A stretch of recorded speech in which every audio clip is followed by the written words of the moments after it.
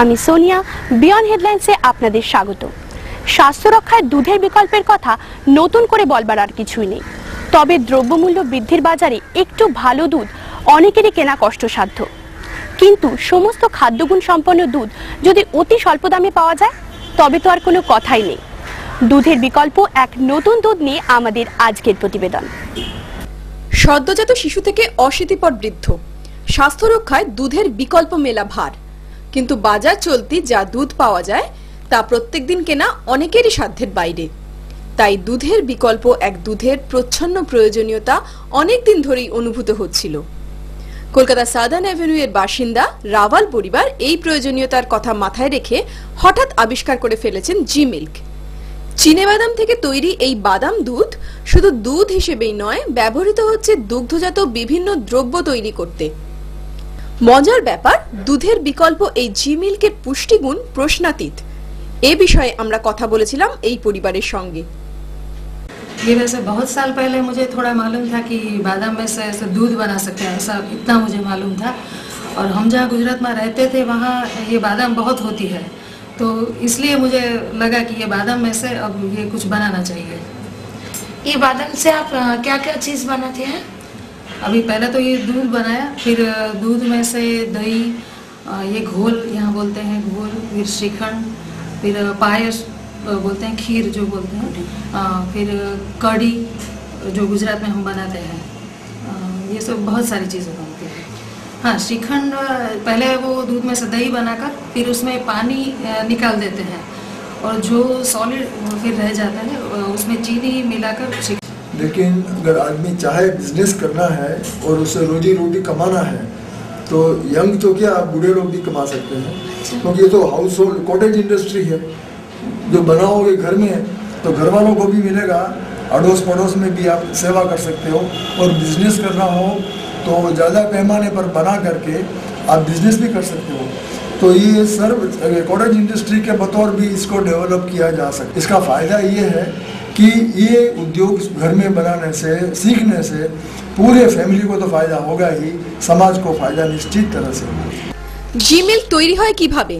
প্রশ্নের উত্তরটা মুখে না বলে রীতিমতো উৎসাহের সঙ্গে তৈরি করে দেখালেন গৃহকর্ত্রী পারুল দেবী। पहले वो बादाम का जो ऊपर का लाल छिलका है उसे थोड़ा पानी गर्म करके उसमें वो छिलका निकाल लेते हैं, गैस से नीचे उतारकर वो पहले छिलके निकाल लेते हैं और वाइट हो जाता है वो। और फिर वो दाने को या तो मिक्सी में पीसो या तो वो शील पाटा इधर बोलते हैं पत्थर से, उसमें पीसकर वो पीसते जाओ और पानी मिलाते जाओ। ऐसे वही प्रोसीजर है बस।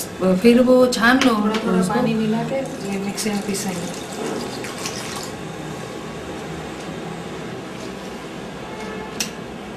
ये जब 1 कटोरी दाने होंगे तो ऐसे 5 कटोरी पानी आएगा। ये इसका नाप है।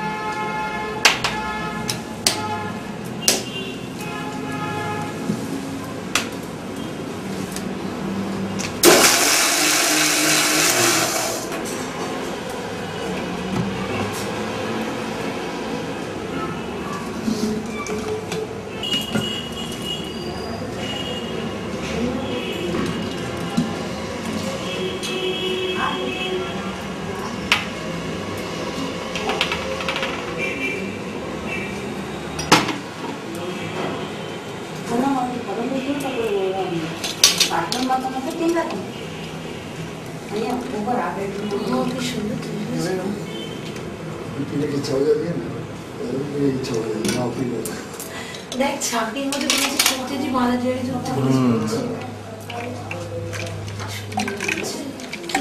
और आगे को वीडियो देखते हुए से गैस को भी निकाला और नहीं किया वैसा कुछ है ना। हाँ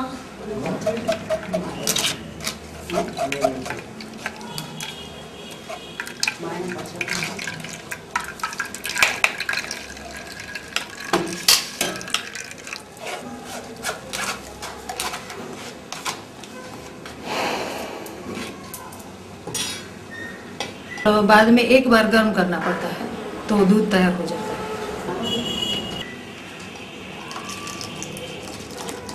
एक बार जब दूध तैयार हो जाए तो थोड़ा ठंडा होने से हम दूसरा थोड़ा दही मिलाकर फिर उसका दही जमाते हैं। अच्छा। फिर तो उसमें से ये श्रीखंड बना सकते हैं, घोल बना सकते हैं।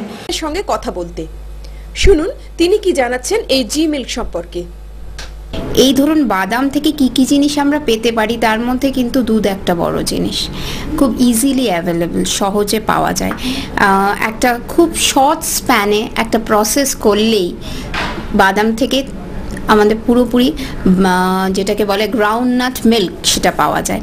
এবার গ্রাউন্ডনাট মিল্ক যে এমনি মিল্কের সাথে স্বাদের একটু তফাৎ আছে, অর্থাৎ যদি দুটো দুধ ভাবেন, গরুর মোষের দুধই বলুন, মাদার ডেয়ারির থেকে যে দুধ পাই বা মেট্রো ডেয়ারির থেকে যে দুধ পাই, যে কোনো ধরনের দুধের থেকে কিন্তু এই বাদামের দুধের স্বাদটা একটু ডিফারেন্ট হয়। কিন্তু সবচেয়ে ইম্পর্ট্যান্ট জিনিস যে নিউট্রিশনাল ভ্যালু, অর্থাৎ পুষ্টিমূল্যটা এখান থেকে আমরা কীরকম পেতে পারি, এত কম দামে এতটা পুষ্টি কতটা আমরা পেতে পারি। 100 মিলিলিটার যদি আমি মিল্ক, গ্রাউন্ডনাট মিল্ক ভাবি, তাতে কিন্তু প্রায় 20 থেকে 28% প্রোটিন, এবং সবচেয়ে ইম্পর্ট্যান্ট হচ্ছে ফ্যাটটা প্রায় 40 থেকে 45% আমরা ফ্যাট পাচ্ছি। সুতরাং এমনি গরু মোষের দুধের থেকে কিন্তু অনেক বেশি পরিমাণে প্রোটিন আর ফ্যাট পাচ্ছি, যেটা অনেক চিপ বা কম দাম। আর সেকেন্ডলি যদি ভাবেন যে আর কি আর এর থেকে আমরা কি পাই, অনেকগুলো ভিটামিনস আছে, যেমনি হচ্ছে থায়ামিন, নায়াসিন, এরকম কতগুলো ভিটামিনস আছে যেগুলো এখানে প্রচুর বেশি পরিমাণে আছে। আর সবচেয়ে ইম্পর্ট্যান্ট জিনিস যে যাদের ল্যাকটোজ ইনটলারেন্স, বিশেষ করে যেসব বাচ্চারা নর্মাল দুধ খেলে তাদের বিভিন্ন ধরনের ডায়রিয়া হতে পারে বা বিভিন্ন ধরনের গ্যাস্ট্রোইন্টেস্টিনাল প্রবলেম হতে পারে, অর্থাৎ পেটের রোগ ইত্যাদি হতে পারে, তাদের ক্ষেত্রে কিন্তু এই বাদামের দুধ কিন্তু খুব উপকারী, সাধারণত ট্রিটমেন্টেও ব্যবহার করা যেতে পারে। সুতরাং স্বাদ ছাড়া বাদামের দুধকে কিন্তু অ্যাভয়েড করা যায় না। এটা খুব কম দামে অনেক পুষ্টি একসাথে আমরা পেতে পাচ্ছি। এই মুহূর্তে বাজার চলতি দুধের যা দাম, তাতে বাদাম দুধ কতটা উপকারে আসবে অপেক্ষাকৃত দরিদ্র মানুষদের? দেশের তথাকথিত প্রান্তিক মানুষদের জন্য এই সম্পূর্ণ খাদ্যগুণ সম্পন্ন জি মিল্ক বাজারে এলে যে বহু সংখ্যক মানুষ উপকৃত হবে তা বলাই বাহুল্য। কি কেমন লাগলো? সত্যি দুধ এবং দুগ্ধজাত দ্রব্যের এই বিকল্পের তুলনা হয় না, তাই না?